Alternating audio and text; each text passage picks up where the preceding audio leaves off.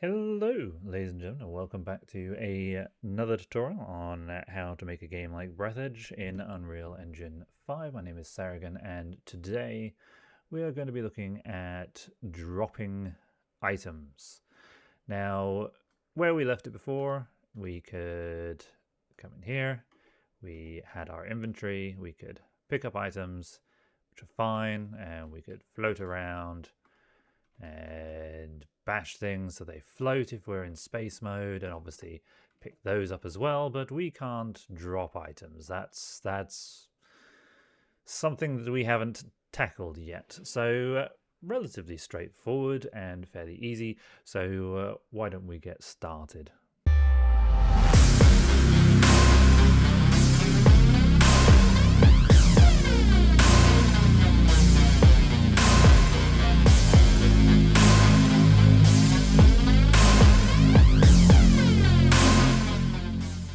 Okay, so over in our C++ project, we have our, put it in the interact section, why not? We need to create a drop function. So what happens when you want to drop an item? This is going to return an A actor reference. I'm going to call the function drop item, and the parameters we want are f item, we're just going to call that item, and t subclass of a actor spawn type. Now the reason why we're doing this, do I need to include? I do, yeah. The reason why we're doing this is because it requires a class type for the actor that you want to spawn, so it knows what to spawn. So I'm providing it here rather than automatically assuming, and then that just makes it easy to change later down the line. So we didn't actually create a region for our interact. Never mind, we'll do that in a bit. But we've got our boilerplate stuff to fill in here. Now, fairly straightforward. First, we're going to check whether the item is empty or not, because we don't really want to be spawning an empty item. Shouldn't really ever get to that, but it doesn't hurt to have some extra protection, as long as you don't go overboard. We need a reference to our uworld, and that is just get world. There we are. So that's fine. And if w is not equal to null pointer. Now the reason why we're getting world is because the world is responsible for actually doing the spawning of items. So that's something that we need to make sure we're doing. And then we need some actual parameters for our spawning. So f actor spawn parameters. There we are. And I'm just going to call this p. And p.spawn collision handle override is e spawn actor always spawn adjust if possible. And that just means if we're right next to a wall, it will try and adjust it away from the wall. Next, we need to get the position and location of our drop point. So we have an f vector, and I'm just going to call this L because it's not really relevant. Get actor location, f vector f for get actor forward vector. There we are. And we need another one. I'm just going to put this up top because it's not going to be important. Rotator R is F rotator. And then down here, F vector location is L plus F times 200. I'll call it 200. So 200 units in front of the player. And that is all our boilerplate. For that, we now need to actually call the spawn function. So a actor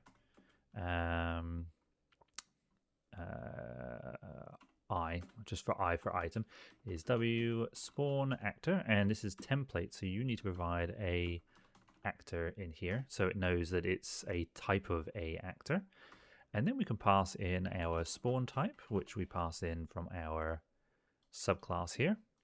We can then pass in our location, R for our rotation, and P for our spawn parameters.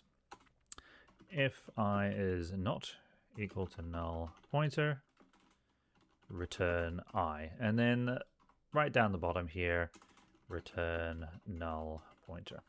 And that just ensures that whatever we return is either going to be absolutely nothing, in which case the is valid checks will be feasible, or it's going to be our actual item.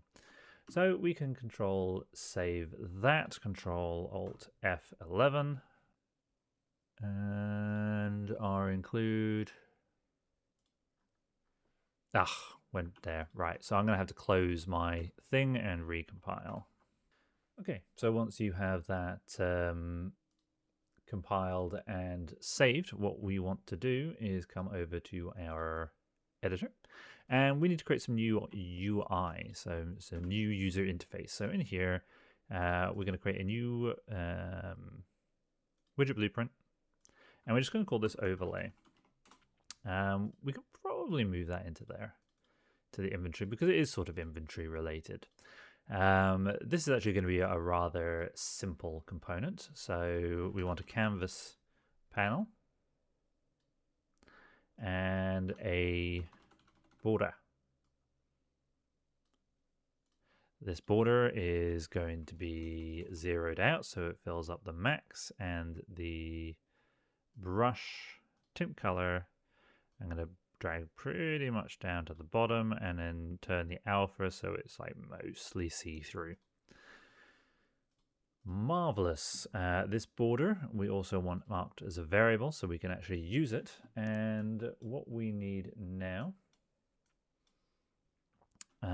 to close all of those, and we want to override the on drop, so when we drop something onto this overlay, you know, it's all good. So firstly, we want border 29. Probably could name that something better, but either way, get cached geometry. This is get screen space position and is under location. And it just is a double check to make sure that, you know, we are where we're supposed to be. We want to cast this to our storage drop operation, and this is very similar to the other one that we've done. You can probably mostly just copy this, but get item, sorry. There we are, and in here I want to break this and promote to local variable, because we'll probably be using that in a little bit. Next, get owning player pawn. We want to check whether is valid, because we want to make sure that, you know, they haven't died or something in the process of trying to drop something. Then we want to cast to BP first person character, because that's what we're utilizing. And then we can call drop. Where's drop item? Where's drop item? That's there. Drop item. I need to recompile again.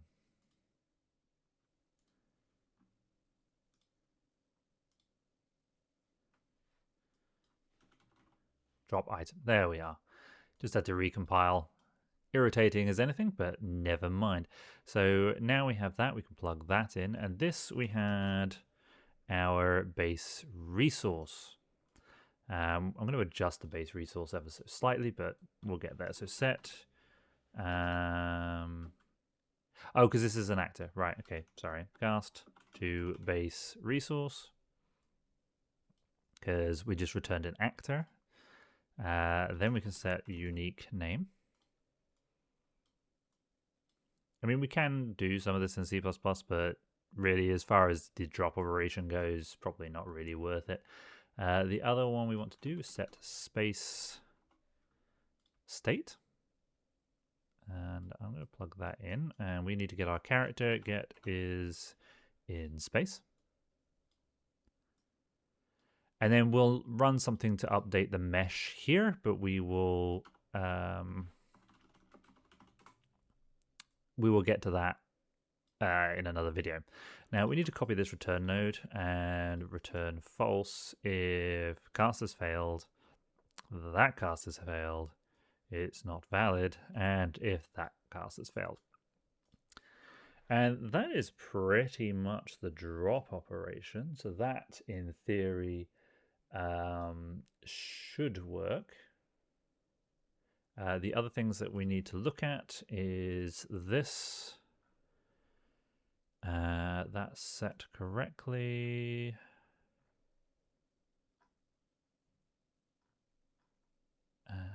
Let's get rid of the enable gravity on there. Just trying to see if there's anything else we need to do. We do. We need our UI and our HUD. We need to add our overlay, user created widget, not this one down here. We'll probably name it something different next time. And we just stick it above the inventory because order matters. Draw order. We want it to sit behind the inventory. So we still want to be able to do our inventory and not accidentally drop it on the back. But let's see how this works. Oh, there we go. Our first issue, we also need to tie the visibility of this to our get inventory because we only really want this overlay visible when the inventory is visible. So now we have it here. We have that there, and if we drop that, oh, that's huge. Right, okay, so that's the other thing we want to sort. I want to change this to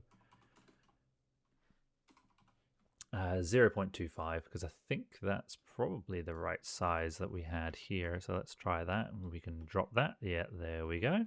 And we can do that again, and we can run into that. And as for the floaty, because obviously we have this one where you can, if I can, run into it. So if I pick that up, and let's drop some here, and then you can just do that and run into these ones. And then pick it up again. Marvelous. So yeah, that is our drop operation. That's pretty much going to be it for this video. It's going to be a very short video. I have not really had a lot of time to progress much further than this. In the next one, we are going to be moving. Where are we? This tick event. I want to move this to C++. I want to actually create all the resources, and I want to be able to set a static mesh for said resources so we can, you know, set ones that are different and know the difference. And that will be the next video. The one after that, I'm going to be looking at crafting. So yeah, that is pretty much going to be it for this video, guys. Thank you very much for joining, and I really hope to see you next time. Bye for now. Bye-bye.